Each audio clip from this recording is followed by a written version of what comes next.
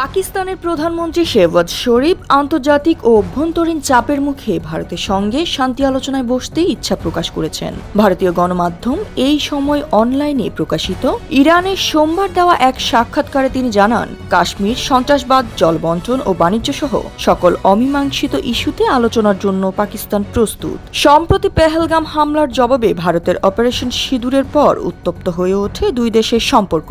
পাকিস্তানের জঙ্গি ঘাঁটি ধ্বংস ও ভারতের বিরুদ্ধে পাল্টা হামলার পর যুদ্ধবিরতি ঘোষণা করা হয়। তবে ভারত সিন্ধু জল চুক্তি স্থগিত করে এবং প্রধানমন্ত্রী নরেন্দ্র মোদী স্পষ্ট জানিয়ে দেন, সীমান্তে হামলার জবাব হবে কঠোর।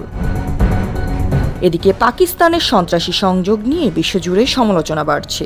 এমন প্রেক্ষাপটে শরীফের আলোচনার প্রস্তাবকে কূটনৈতিক স্বস্তির ইঙ্গিত হিসেবে দেখা হচ্ছে। আর এ জ্যোতি, দৃষ্টি 24।